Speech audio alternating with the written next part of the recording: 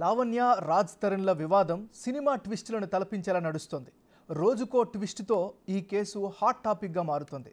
నార్సింగ్ పోలీసులు లావణ్య నుంచి వీడియో స్టేట్మెంట్ను రికార్డు చేసుకున్నారు. తన దగ్గరున్న అన్ని ఆధారాలను నార్సింగి పోలీసులకు అప్పగించింది లావణ్య. కేసుపై సెటిల్మెంట్ చేసుకోవాలంటూ 2 నంబర్స్ నుంచి ఫోన్ కాల్స్ వచ్చాయని రాతపూర్వకంగా స్టేట్మెంట్ ఇచ్చింది. ఈ కేసులో ఏదైనా అవసరమైతే మళ్ళీ స్టేషన్కి పిలుస్తామని పోలీసులు లావణ్యకి చెప్పారు.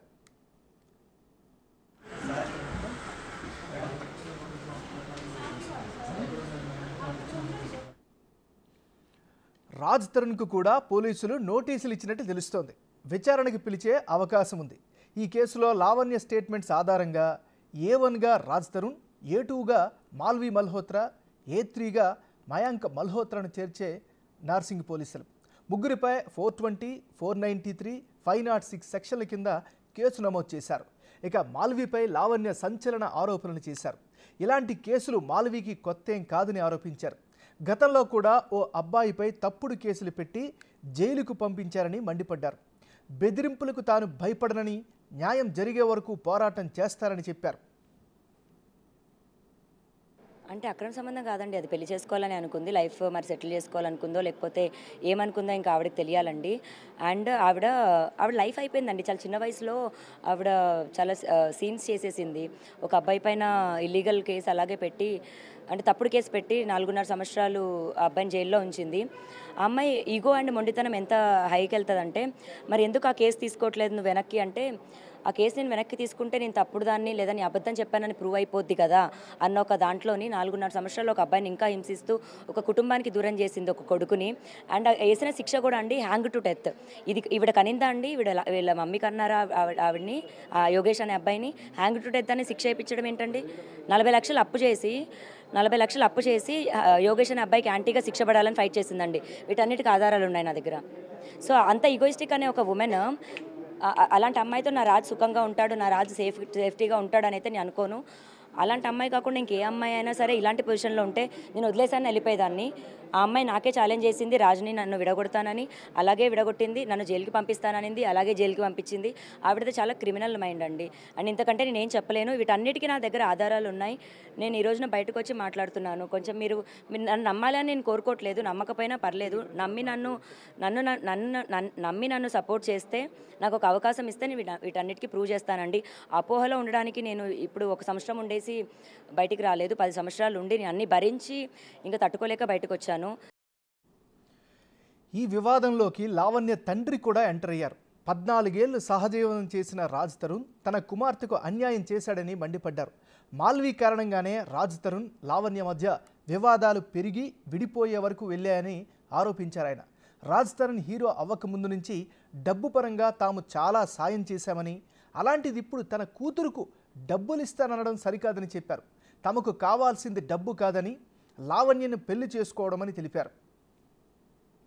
ఏ లెక్క ప్రకారం వద్దంటాడండి? 14 సంవత్సరాలు సహజీవనం చేసి అంతా చేసి ప్రతి ఒక్కరికి తెలిసిపోయి ఇప్పుడు నాకు వద్దంటే, ఒక ఆవుని, ఒక ఎద్దుని ఇన్ని రోజులు వాడుకొని బయట కట్టుకోళ్ళకి అమ్మినట్టు ఏ లెక్క ప్రకారం తను నాకు వద్దని అంటాడండి తన భార్యని?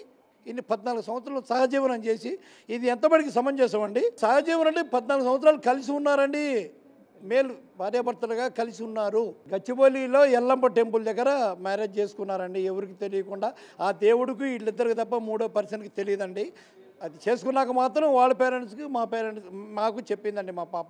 వాళ్ళిద్దరికి కారణం కర్త కర్మ క్రియ. ఒక మాల్వి మల్హోత్రా అనే ఒక చీడ పురుగు ఎంటర్ అయింది గురువు గారు, అర్థమైందండి? వీళ్ళిద్దరి మధ్యలో ఇలా జరగని కారణము మాల్వి మల్హోత్రా ఒక చీడ పురుగులాగా తయారైందండి. వాళ్ళిద్దరినీ ఎడగొట్టడానికి కారణం తనేనండి. లావణ్య రాజ్ తరుణ్ల వివాదం సినిమా ట్విస్టులను తలపించేలా నడుస్తోంది. రోజుకో ట్విస్టుతో ఈ కేసు హాట్ టాపిక్గా మారుతోంది. నార్సింగి పోలీసులు లావణ్య నుంచి వీడియో స్టేట్మెంట్ను రికార్డు చేసుకున్నారు. తన దగ్గరున్న అన్ని ఆధారాలను నార్సింగి పోలీసులకు అప్పగించింది లావణ్య. కేసుపై సెటిల్మెంట్ చేసుకోవాలంటూ 2 నంబర్స్ నుంచి ఫోన్ కాల్స్ వచ్చాయని రాతపూర్వకంగా స్టేట్మెంట్ కూడా ఇచ్చింది. ఈ కేసులో ఏదైనా అవసరమైతే మళ్ళీ స్టేషన్కి పిలుస్తామని పోలీసులు లావణ్యకి చెప్పారు. ఇదిలా ఉంటే రాజ్ తరుణ్కు కూడా పోలీసులు నోటీసులు ఇచ్చినట్లు తెలుస్తుంది. ఇక ఓవరాల్గా ఇదే అంశానికి సంబంధించి మరింత తాజా సమాచారాన్ని మా రిపోర్టర్ రానా లైవ్లో అందిస్తారు. రానా, చెప్పండి. లావణ్య ఇచ్చినటువంటి కంప్లైంట్ని బేస్ చేసుకుని ఇప్పటికే రాజ్ తరుణ్ పైన నోటీసులు ఇవ్వాలని కూడా పోలీసులు భావిస్తున్నట్టుగా మనకు సమాచారం అవుతుంది. ఇప్పటికే ఆమె అనేక రకాలైనటువంటి ఆధారాలు కూడా సమర్పించింది. ఈ మధ్య కాలంలో దాదాపు ఆమె మీడియాకు వచ్చినటువంటి ఈ సమయంలోనే వాళ్ళు రాజ్ తరుణ్కి సంబంధించినటువంటి లాయర్లు బెదిరింపుకు సంబంధించినటువంటి కొన్ని మెసేజెస్ కానీ, అలాగే సెటిల్మెంట్ చేసుకోవాలని చెప్పినటువంటి కొన్ని మెసేజెస్ కానీ, అలాగే దిలీప్ శుంకర్కి కూడా పంపించినటువంటి మెసేజ్లకు సంబంధించినటువంటి స్క్రీన్ షాట్స్ను కూడా పోలీసులకి ఆమె సమర్పించినటువంటి నేపథ్యం కనపడుతుంది. అయితే ఇన్ని ఆధారాలు అవన్నీ ఇన్ని ఆరోపణలు చేసినప్పటికీ దానికి సంబంధించినటువంటి అన్ని ఎవిడెన్స్లు కూడా ఇప్పటికే పోలీసులకు ఇచ్చినప్పటికీ రాజ్ తరుణ్కి సంబంధించినటువంటి వ్యవహారాల్లో ఇప్పటి వరకు ఎటువంటి ఇన్ఫర్మేషన్ లేదు. రాజ్ తరుణ్ ఎక్కడున్నాడు, ఏమైపోయాడు, తను ఏం చేస్తున్నాడు దానిపై కూడా ఇప్పటి వరకు ఎవరికి ఒక ఐడియా అయితే లేదు. ఎందుకంటే రాజ్ తరుణ్ మొదటి నుంచి కూడా చెప్తూనే ఉన్నాడు, ఎవరైతే లావణ్య చేస్తున్నటువంటి అన్ని ఆరోపణలపైన నేను లీగల్గానే ఫైట్ చేస్తానని కూడా అతను చెప్తున్న నేపథ్యంలో ఇప్పటివరకైతే పోలీసులు ఏమైతే ఇచ్చిన తర్వాత ఏదైతే ఉందో ఇప్పటి వరకు కూడా దానిపైన ఎటువంటి చర్యలు తీసుకోవాలని కూడా లావణ్య ఇప్పటికే భావిస్తున్నటువంటి నేపథ్యం కనపడుతుంది. కంప్లైంట్ ఇచ్చి చాలా రోజు అయిపోయింది. అయితే పోలీసులు మాత్రం రాజ్ తరుణ్ ఎక్కడున్నాడనేసి ఒకసారి ఫోన్ చేసినట్టుగా తెలుస్తుంది. ఫోన్ చేసినప్పుడు అతను అవైలబిలిటీ లేనట్టుగా మనకు సమాచారం ఉంటుంది. ఫోన్ స్విచ్ ఆఫ్ చేసినట్టుగా మనకు సమాచారం ఉంది. అయితే ఇప్పటి వరకు ఉన్నటువంటి నేపథ్యంలో ఇక్కడ ఆల్రెడీ 3 సెక్షన్స్ కింద కేసు నమోదైంది కాబట్టి ఈ 3 సెక్షన్స్ కింద కేసు నమోదైనటువంటి నేపథ్యంలో అతను హైకోర్టులో క్వాష్ పిటిషన్ వేసే అవకాశాలు ఉన్నట్టుగా మనకు సమాచారం ఉంది. దాంతోపాటు ముందస్తు అరెస్టు లేకుండా బెయిల్ కావాలని కూడా కోరే అవకాశం ఉన్నట్టుగా మనకు సమాచారం ఉంది. దాని తగ్గట్టుగా తన లీగల్ టీంతో అతను చర్చలు జరుపుతున్నట్టుగా తెలుస్తుంది. ప్రస్తుతానికైతే రాజ్ తరుణ్ హైదరాబాద్ నుంచి విడిచి వెళ్ళి ఛత్తీస్గఢ్కి వెళ్ళినట్టుగా తెలుస్తుంది.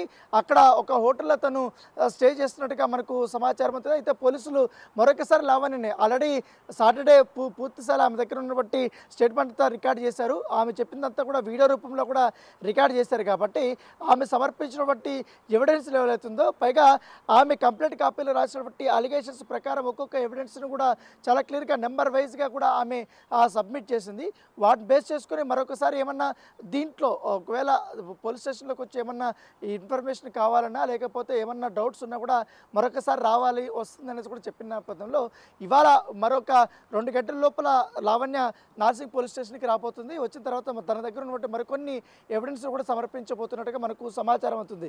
అయితే ఇప్పటి వరకు తను రాజ్ తరుణ్కి ఉన్నటువంటి అదే ఇంట్లో ఉంటుంది కాబట్టి అక్కడి నుంచినే తను వస్తున్నాను కూడా చెప్తున్నారు. పైగా మేమిద్దరం పెళ్లి చేసుకున్న తర్వాత అదే ఇంట్లోనే మేము కాపురం కూడా చేసాము. పైగా ఒక భార్యాభర్తలు అన్నాక చిన్న పొరపచ్చాలు వస్తుంటాయి కాబట్టి కాకపోతే 3వ వ్యక్తి వచ్చిన తర్వాతనే మాకు ఈ యొక్క ఇబ్బందికరమైనటువంటి పరిస్థితులు వచ్చినాయి. అయితే ఇక్కడ ఒక ఎంఎన్ఆర్ ఇంకొక కామెంట్ చేసింది లావణ్య. ఎందుకంటే ఎన్ని రోజులు తన భర్త రాజ్ తరుణ్కి తనకున్నటువంటి బంధాన్ని బయట పెడుతున్నో తను నా దగ్గర రావట్లేదని చెప్తున్నప్పటికీ కానీ మాల్వి మల్హోత్రా యొక్క క్యారెక్టరైజేషన్ గురించి ఆమె కొత్త పాయింట్లు కూడా లేవనెత్తింది. గతంలో కూడా మాల్వి మల్హోత్రా ఒక అబ్బాయిని ఈ విధంగానే వేధించి తనను ఏకంగా జైలు పాలు చేసింది. తను కూడా ఇట్లా బ్లాక్మెయిల్ చేసింది.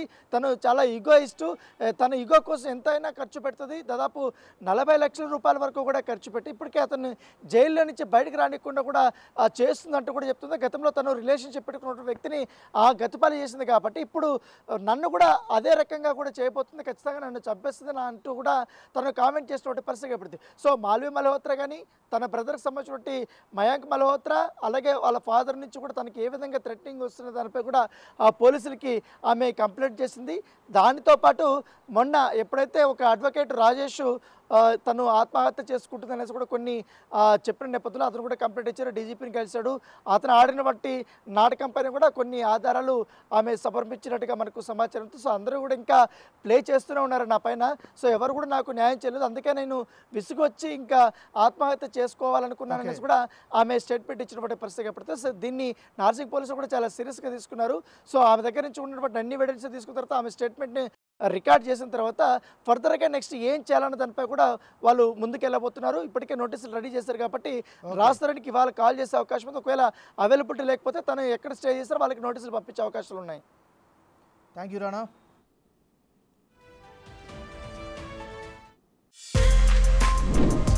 For more videos like this, subscribe Big TV channel.